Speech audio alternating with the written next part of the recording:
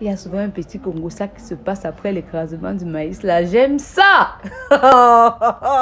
J'aime ça mal. Pour commencer, je dois dire que je n'étais pas très fan de son contenu, ou même de sa musique. Par contre, il faut avouer que dans son humour, elle donnait de vrais conseils. Et personne ne s'était enregistré à son fameux rire.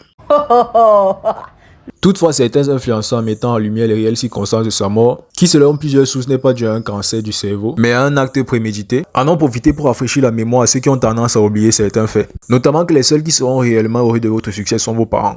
Soyez seuls comme moi, les amis. Les amis. Ce que vous appelez mes coucous, mes bébés, mes choux, ma bestie, mon boss tout.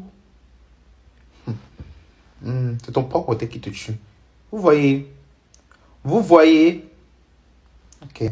Vous allez voir, pendant les périodes d'obsèques, les veillées et tout, la personne qui a peut-être fait du mal, c'est la personne qui sera en noir jusqu'au caleçon. Je dis noir jusqu'au caleçon.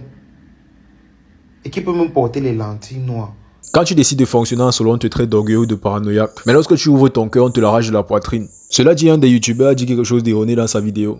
Pour condamner ce qui semble être un meurtre. Il affirme que c'est le résultat d'un esprit de compétition qui existe entre les gens et qui ne devrait pas être. Il faut savoir que l'esprit de compétition ou de concurrence a existé de tout temps et va toujours exister. C'est le cas chez les oiseaux, les poissons ou même les microbes. D'ailleurs, il permet aux sociétés d'évoluer. Pour avoir un enfant beau, intelligent, en bonne santé, tout ce que vous voulez, il faut bien le nourrir. Et pour bien le nourrir, il faut avoir les mets de meilleure qualité. Mais les mets de meilleure qualité sont convoités par tous les autres, donc il faut être plus fort que tous les autres. Tout ça pour préciser que la concurrence n'est pas une mauvaise chose. Elle est même nécessaire pour notre amélioration. Le problème se pose lorsque des personnes rongées par la jalousie choisissent de détruire plutôt que de construire.